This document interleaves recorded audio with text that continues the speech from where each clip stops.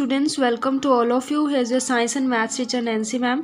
सो आज हम क्लास 7 का 14 चैप्टर कर रहे हैं, electric current and its effect.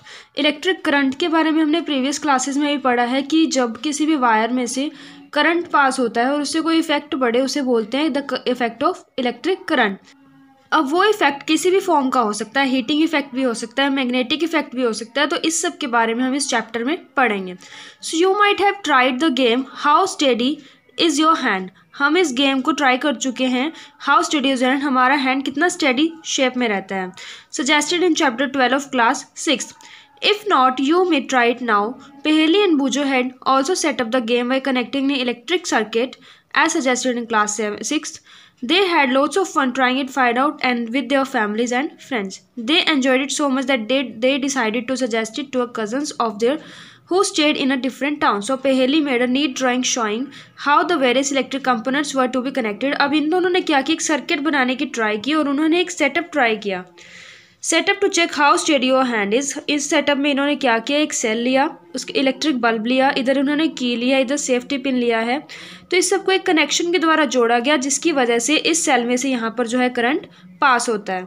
Next is symbols of electric components. अब एक इलेक्ट्रिक सर्किट बनाने के लिए हम जो जो कंपोनेंट्स का यूज़ करते हैं उनके सिम्बल्स क्या हैं इसके बारे में हम इसमें पढ़ेंगे। Some common electric components can be represent by symbols. अब कुछ जो इलेक्ट्रिक कंपोनेंट्स है, जैसे कि एक सर्किट में क्या क्या यूज़ हुआ, बल्ब यूज़ हो जाता है, की यूज़ हो जाती है, अच्छा हम इसके द्वारा सेल या बैटरी यूज़ कर लेते हैं, वायर यूज़ कर लेते हैं। तो इसके लिए कुछ पर्टिकुलर सिम्बल्स होते हैं जिसकी वजह से हम इलेक्ट्रिक सर्किट को रिप्रेजेंट कर सकते हैं। तो उन्हीं सिम्बल्स के बारे में टेबल 14.1 में हमें बताया गया है।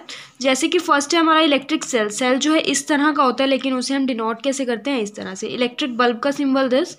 स्विच ऑन, यानी कि जब करंट पास हो रहा है सर्किट में से, स्विच ऑन है तो ये वाला सिंबल लगता है, स्विच ऑफ है तो ये वाला सिंबल हम यूज़ करते हैं। बैटरी के लिए हम ये वाला यूज़ करते हैं। अब बैटरी जनरली क्या है, कॉम्बिनेशन ऑफ सेल्स। तो सेल का सिंबल क्या था हमारा, सिर्फ एक long line and short line. और जब बैटरी होगी यानी कि ज़्यादा सेल हमने कनेक्ट किए तो हमने क्या कर दिया, 2 सेल यहाँ पे कनेक्ट कर दिए।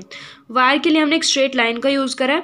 इसके अलावा और भी बहुत सिंबल्स होते हैं जो हम हायर क्लासेस में स्टडी करते हैं। Look at the symbols carefully. In the symbol for the electric cell notice that there is a longer line and shorter than but thicker parallel line. उन्होंने कहा जब एक सेल का सिंबल हम देखते हैं इसमें एक लॉन्गर लाइन होती है, एक शॉर्टर लाइन होती है। अब ये लॉन्गर और शॉर्टर लाइन रिप्रेजेंट क्या करते हैं, जो लॉन्गर लाइन है वो पॉजिटिव टर्मिनल को रिप्रेजेंट करती है और जो शॉर्टर लाइन है वो नेगेटिव टर्मिनल को। हम देखते हैं कि सेल में जो है दोनों के दोनों टर्मिनल्स डिफरेंट शेप के होते हैं। तो उसमें से जो है एक टर्मिनल पॉजिटिव होता है और एक नेगेटिव टर्मिनल होता है। अगर हमें एक सर्किट को ड्रॉ करना है या हम किसी करंट को पास करना चाहते हैं तो एक जो है वायर वो पॉजिटिव टर्मिनल से कनेक्ट होती है और दूसरी वायर जो है नेगेटिव टर्मिनल से कनेक्ट होती है। तो ये चीज़ इसमें बताया गया है। For switch the on position and the off position are represented by symbols as shown. On position भी हमने पढ़ लिया, ऑफ पोजीशन भी हमने पढ़ ली थी सर्किट की। The wires use to connect the various components in the circuit are represented by lines. अब वायर्स को उन्होंने कैसे रिप्रेजेंट किया है, लाइन्स के द्वारा रिप्रेजेंट किया, जैसा कि हम यहाँ पर देख सकते हैं। Notice that the positive terminal of one cell is connected to the negative terminal of next cell. जब हम एक बैटरी का सिंबल देख रहे हैं, हमने बताया कि जो लॉन्गर लाइन है वो पॉजिटिव होती है और शॉर्टर लाइन नेगेटिव होती है। जब हम एक बैटरी को ड्रॉ कर रहे हैं, अब देखो अगले वाले का पॉजिटिव टर्मिनल किससे कनेक्ट हो रहा है, पिछले वाले के नेगेटिव से। यानी कि जब भी हमें कोई कनेक्शन बनाना है, काफ़ी सारे सेल्स को ज्वाइन करना है, तो अगले वाले का जो पॉजिटिव टर्मिनल होगा वो पिछले वाले के नेगेटिव से कनेक्ट होगा, तभी वो सर्किट ड्रॉ होगा। हम कभी भी इस तरह से नहीं बना सकते ये पॉजिटिव है नेगेटिव है और इधर से ये नेगेटिव हो जा रही है पॉजिटिव हो जाएगी। इस तरह से एक सर्किट ड्रॉ नहीं हो सकता है। सच अ कॉम्बिनेशन ऑफ 2 और मोर सेल्स इज कॉल्ड बैटरी। जब 2 या 2 से ज़्यादा सेल्स कंबाइन किए जाते हैं to form a circuit that is called as a battery.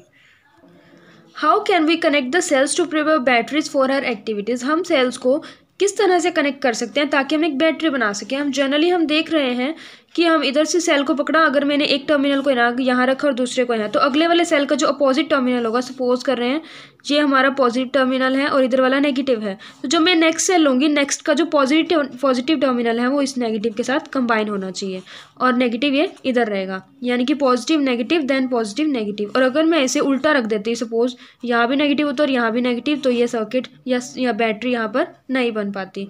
तो इन्होंने कहा कि wooden block low, 2 iron strips and rubber bands. इसके बाद हम इसका फिगर देखते हैं। अब इन्होंने क्या किया, एक वुडन ब्लॉक लिया है, यहाँ पर 2 आयरन की स्ट्रिप्स खड़ी कर दी हैं ताकि बीच में हम इन सेल्स को रख सकें, और एक वायर ले लिया है इसको यहाँ पर टाई करने के लिए ताकि यहाँ पर होल्डर बना रहे। बीच में इन्होंने सेल रख दी है। अब इसका पॉजिटिव सपोज यहाँ पर है, इसका नेगेटिव है, तो इसके बाद कौन सा टर्मिनल आना चाहिए, पॉजिटिव आना चाहिए, और इसका नेगेटिव, यानी कि ओवरऑल इस आयरन स्ट्रिप पे पॉजिटिव है और यहाँ पर नेगेटिव है, जिसकी वजह से एक पूरा का पूरा सर्किट ड्रॉ हो रहा है। Activity 14.1 make the electric circuit shown in figure 14.7। 14.7 में एक सर्किट ड्रॉ किया गया है। Use a similar circuit in class 6 to make an electric bulb glow. हमने 6 क्लास में भी इसके बारे में पढ़ा है कि जब हम वायर्स को किस तरह से कनेक्ट करते हैं और वहाँ पर वो बल्ब ग्लो करना शुरू कर देता है। एक ऑफ स्विच होता है, एक ऑन स्विच होता है, एक open circuit and other one is close circuit. Do you remember that bulb glows only when the switch is on. Bulb तभी ग्लो करेगा जब हमारा स्विच जो है ऑन होगा। हम आमतौर पे भी देखते हैं कि जब बटन हम ऑन करते हैं तभी लाइट ग्लो करती है। The bulb glows as soon as the switch is moved to the on position. Copy this electric circuit in your notebook. Make also circuit diagram of this circuit using symbols. पहले उन्होंने क्या किया है, उसको direct हमें दिखाया है कि ये बैटरी डायरेक्ट यूज़ की गई है, यहाँ पर पिन यूज़ किया गया है, और इधर क्या है हमारा बल्ब लिया और वायर हमें डायरेक्ट दिखाई गई है। लेकिन जब हमने पिछले टेबल में देखा है कि हर एक का सिंबल हमारे पास गिवन है, बैटरी का सिंबल गिवन है, हमारे पास वायर का भी सिंबल है, बल्ब का भी सिंबल होता है, तो इसके द्वारा हम सिंबल्स के द्वारा भी हम यहाँ पर एक सर्किट बना के दिखा सकते हैं, जो कि हम आमतौर पर साइंस में यूज़ करते हैं।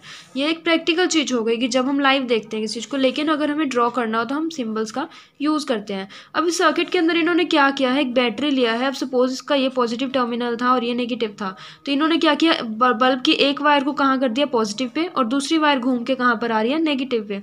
तभी ये बल्ब क्या हो रहा है, ग्लो हो रहा है। यहाँ पर ये की तरह वर्क कर रहा है, या बटन की तरह हम कह सकते हैं कि अगर मैं इस सेफ्टी पिन को यहाँ से हटा दूंगी तो ये वायर है, वायर से करंट आ रहा है, या फिर अगर इधर से देखिए यहाँ से करंट आ रहा है। जब आगे इसको कोई सोर्स ही नहीं मिलेगा करंट को आगे भेजने का, अगर मैं इस पिन को यहाँ से हटा दूंगी तो करंट आगे नहीं जाएगा और बल्ब हमारा ग्लो नहीं करेगा। लेकिन यहाँ पर क्या है, यहाँ से करंट आ रहा है और इसके थ्रू पास होकर कहाँ जा रहा है, बल्ब के पास जा रहा है, इसलिए हमारा बल्ब जो है ग्लो कर रहा है। अब इसके अंदर सेम सर्किट हमने सिम्बल्स के द्वारा बनाया है। यहाँ पर क्या है, बल्ब के लिए ये सिंबल हमने पढ़ा था। इसके बाद हमारा क्या है, सेल के लिए हमने ये सिंबल पढ़ा था। इसको हमने की तरह यूज़ किया, यानी स्विच की तरह यूज़ किया है ताकि हम ऑन और ऑफ को दिखा सकें। अब ऑन स्विच को हमने कैसे पढ़ा था, ये वाला था, तो इन्होंने यहाँ पर क्या कर दिया, ऑन स्विच लगा दिया। वायर को हमने एक लाइन के द्वारा देखा था, तो ये लाइन हमारी लगी हुई है। तो बल्ब है, सेल है, स्विच है और हमारी वायर है, इसकी वजह से हमारा एक सर्किट बन रहा है। अब देखिए इसके अंदर, अब सपोज यहाँ से करंट आ रहा है और यहाँ पे जा रहा है, और यहाँ से पास होके कहाँ जा रहा है, इस वायर में, यहाँ से आके वो क्या कर रहा है, बल्ब को ग्लो कर रहा है। फिर से वही सर्कल चल रहा है पूरा। लेकिन अगर मैं इस स्विच को ब्रेक कर दूँ, यानी कि अगर मैं ओपन सर्किट दिखा दूँ, या फिर जैसा हमने सिंबल पढ़ा ऑफ स्विच का, ऑफ स्विच का सिंबल क्या था, इस तरह से, और एक लाइन इस तरह से थी। यही अगर मैं इस वायर को ऊपर उठा दूँ, यानी कि इसको ऑफ स्विच बना दूँ, तो जो यहाँ से करंट आएगा वो कहाँ जाएगा, यहाँ पर आकर रुक जाएगा और वो आगे पास नहीं हो पाएगा। ऑन स्विच में क्या था, करंट आया, यहाँ से पास हुआ और आगे चला गया। लेकिन जब मैंने ऑफ स्विच किया, इसे ओपन ऊपर वाला सिंबल लगा दिया, तो करंट यहीं पर आकर स्टॉप हो गया और आगे नहीं गया। अगर करंट आगे नहीं जाएगा, हमारा बल्ब ग्लो नहीं होगा, तो वो उसे मानेंगे हम कि ऑफ स्विच है, यानी कि हमारा बल्ब ग्लो नहीं कर रहा है। सिमिलरली इन्होंने यहाँ पर दिखाया है, देखो ये एक सेल है, यहाँ पर बल्ब है और यहाँ पर स्विच है जो कि ऑफ पोजीशन में है। अब जो यहाँ से करंट आ रहा है वो यहीं पर आकर रुक रहा है और आगे पास नहीं हो रहा, इसलिए हमारा बल्ब ग्लो नहीं कर रहा है। फाइन।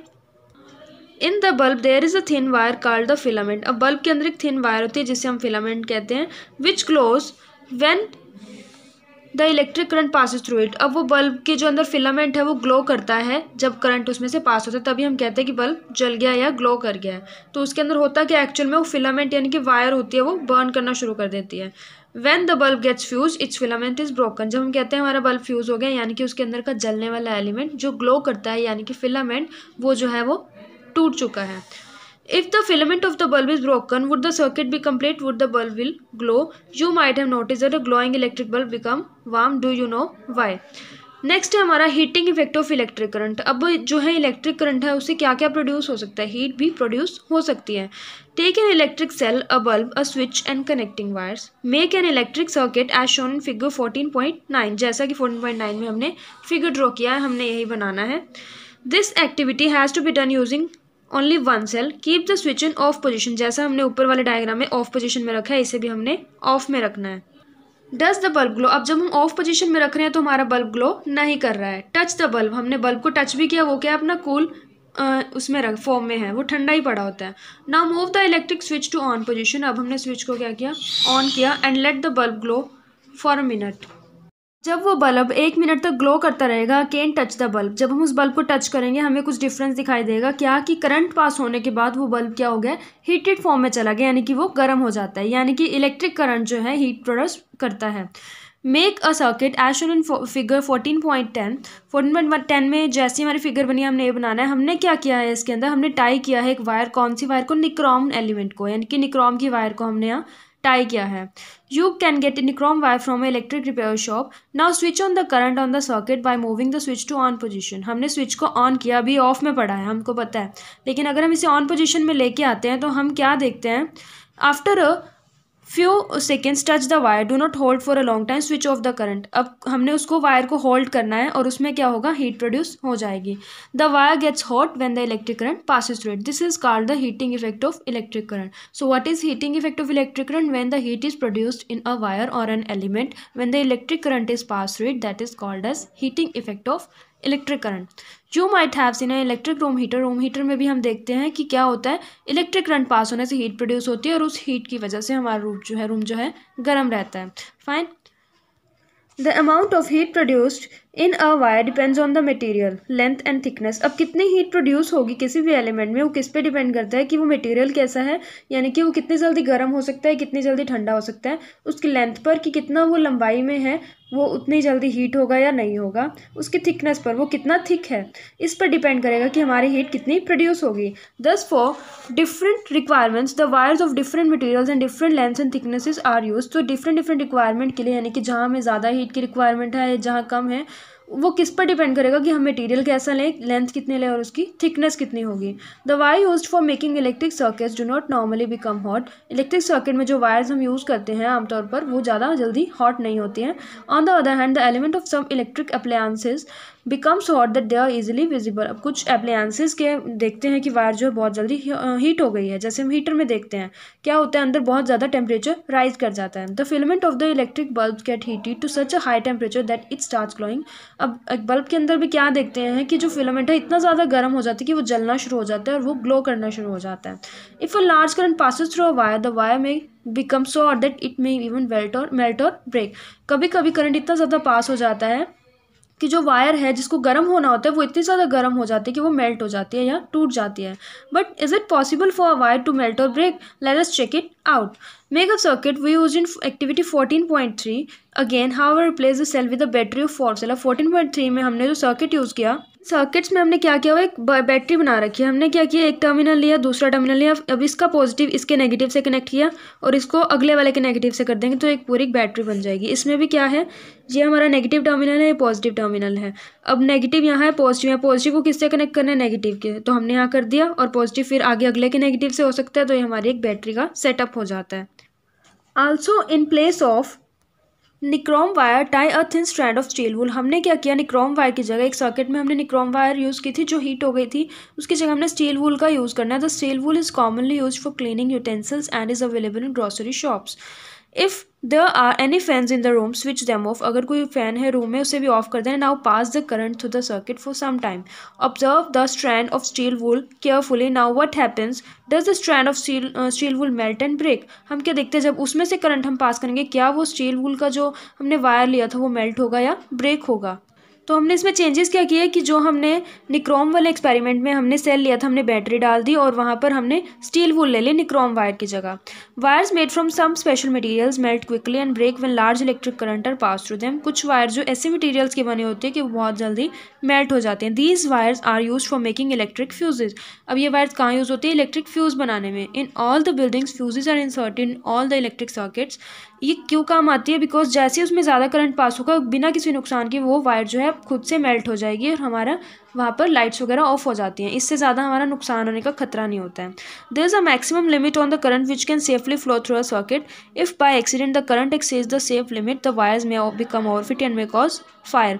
बिकॉज अगर वो मेल्ट नहीं होगी तो सारी की सारी हीट आगे पास होती रहेगी और आगे वाला जो सर्किट बना हुआ है वो बर्न भी कर सकता है या पूरा जल भी सकता है, जिसकी वजह से एक नुकसान हो सकता है हमारा। तो वो जो पिछले वाली वायर हमने यूज़ की थी वो जल्दी जल्दी मेल्ट हो जाती है ज़्यादा करंट पास होने की वजह से।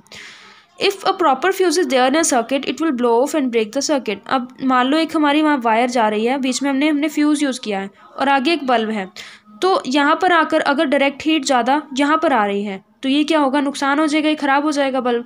लेकिन पहले क्या होता है, जैसे ही ज़्यादा हीट आती है, ज़्यादा करंट आता है, तो ये वहीं पर ही फ्यूज़ जो है ब्रेक हो जाता है, जिसकी वजह से करंट आगे जा नहीं पाता और ये जो अप्लायंस हमने लिया है, बल्ब लिया है, वो ख़राब नहीं होता है। तो इसलिए हम फ्यूज़ का यूज़ करते हैं। Next is magnetic effect of electric current. Take the cardboard tray from inside a discarded match box. हमने एक कार्डबोर्ड लिया, कार्डबोर्ड ट्रे ली from inside a discarded match box. Wrap the electric wire a few times around the cardboard tray. अब हमने जैसे match box लिया, match box के अंदर जहाँ स्टिक्स पड़ी होती हैं उसके ऊपर हमने क्या करनी है, वायर रैप कर दी ना, जैसे इसके अंदर कर रखी है हमने। Place a small compass needle in outside it.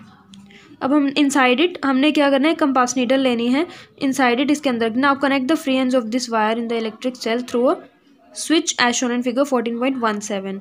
हमने क्या करना है, उसके अंदर कपास रखनी है, जिसकी वजह से क्या पता चलेगा कि उसके अंदर करंट प्रोड्यूस है या नहीं है। Note the direction in which the compass needle is pointing out.